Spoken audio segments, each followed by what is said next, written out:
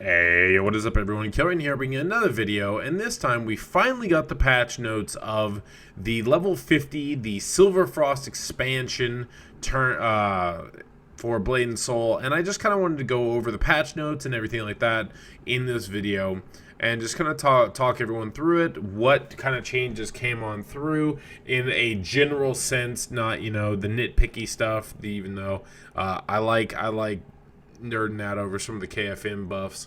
But yeah, so we'll just kind of go over a couple of things. So as many of you know, with the Silverfrost expansion, one thing that we got was level 50. Level 50 is finally in the actual dungeon, or in the game now, even though it was probably pretty much just flipped, or a switch that they flipped.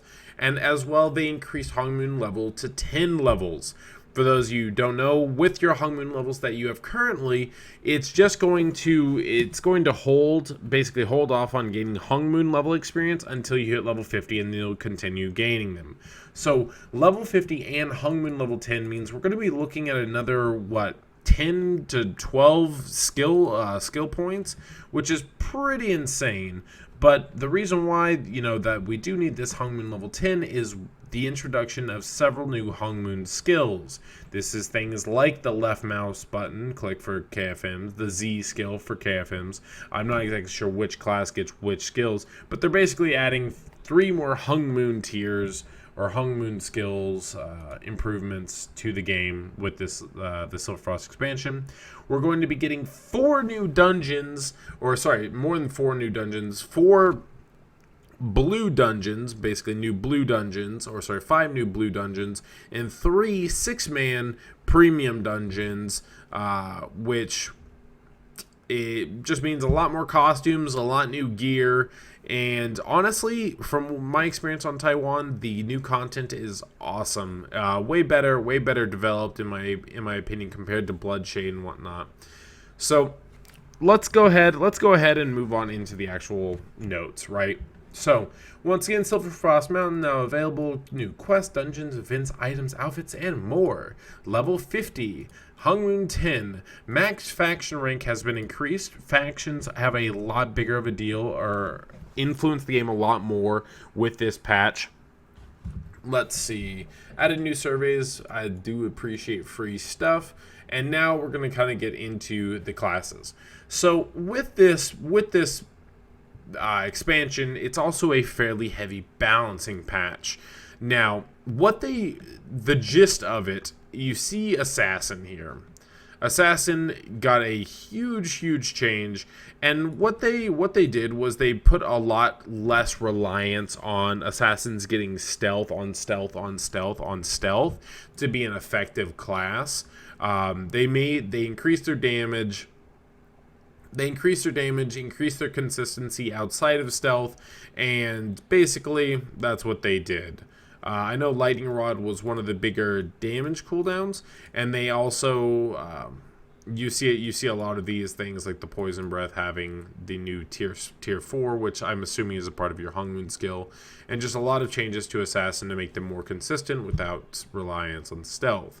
Another thing that I would like to actually point out under general classes is you're seeing that soul burn and party enhancement effects has been increased to 50 meters. So this means regardless of if you're super far away from the boss or NPC or whatever it may be, everyone in the vicinity should be getting the actual buffs. This is things like Fighting Spirit or the Warlock's soul burn, things along those lines.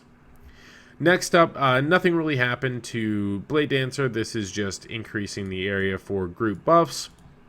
Blade Masters got a huge damage increase as well.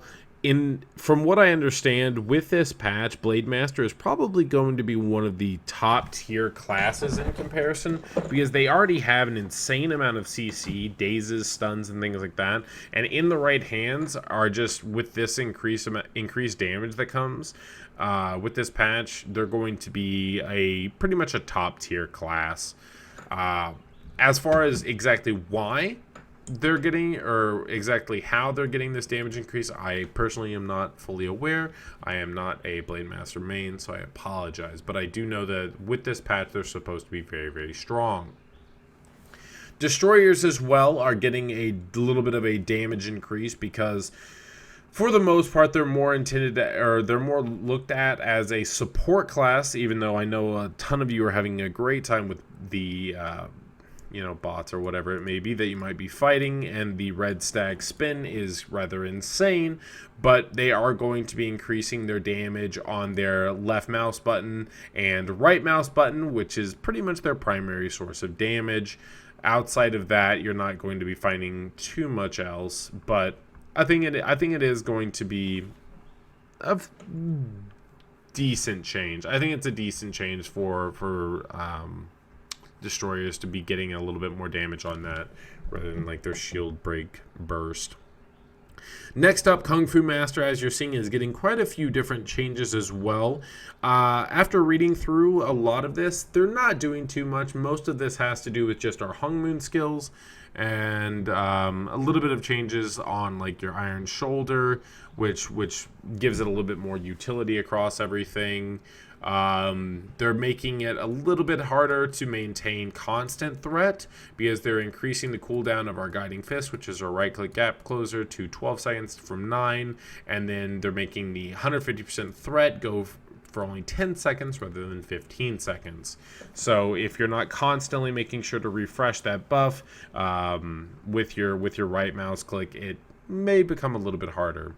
They are increasing the damage output for Cyclone Kick, as well as like the Quivering Palm, your Searing Palm, your stacks, everything like that. They're increasing the damage on our Cyclone Kick, which is awesome, as well as increasing the damage on our Shin Kick on targets affected by Grab and Phantom Grip, which is really awesome in my opinion, because what this is going to do is it's giving KFMs more PvE viability in terms of like single target damage and everything like that. We're changing Tremor to be an instant cast on for our V and our pull, which is really nice. They didn't really do anything to Summoner. Warlocks get a little bit more of a buff, giving them decreased cooldown on their Dragon Call, which is their high burst damage skill. Or they're giving a reduced cooldown to Soul Shackle when they actually successfully land their Dragon Call if they spec into it, which is always nice. They are removing the 4-man version of Black Ram Supply Chain, Bloodshade Harbor, and Naryu Labyrinth, so the achievements are no longer there. That is important because with the implementation of this patch as well, we're also getting the achievement store, which is a core aspect of getting the new Hung Moon skills. You have to obtain a certain amount of achievement points, and later I will be doing a separate video on that. New items, new accessories, new everything, obviously, with the level 50 patch. It's pretty awesome. I do believe that the legendaries are going to be available with this as well. Maybe not immediately upon release, but possibly shortly after. I'm not 100% sure if legendaries are in the game just yet. But for the most part, that is it whenever it comes down to what this patch brings. And another key thing that I actually hope is substantial: performance and optimization improvements. Though you could pretty much toss that into any form of patch notes and say, yeah, we changed, one line of code. Performance and optimization, guys. So hopefully that's a little bit more substantial than than just like a small little change. Hopefully everyone enjoyed the video. Hopefully you found it informational, gave you a little bit more of a breakdown. And with, we forgot one thing. I apologize. One more thing that they actually are adding as well is with the Soulstone Plains and the PvP area. This is a faction-only area. You have to be in a faction. You have to have a faction outfit on, and you can farm Soulstones and Moonstones, which are necessary for evolving and progressing gear. This is huge. Hopefully there aren't tons of bots there, but this is a very important zone where you're going to probably see most players constantly fighting for. So there we go. Hopefully y'all found this video informational. If you have any questions or anything like that you may be wondering about, feel free to post in the comments down below. I'll do my best to answer. You're going to be seeing a lot of content come out from me these next couple of days, kind of showcasing off the new dungeons, doing the new dungeons, showcasing some of the new skills, the new areas, everything like that. So be expecting to see more videos in the near future. Hopefully you found the video enjoyable. Hopefully you found it informational. I'll catch y'all next time. And this was recorded live at twitch.tv/Kilryan, so make sure to follow me on there as well. And on Twitter at Kilryan, and Facebook at Kilryan. I'll catch y'all next time. Peace out, everybody.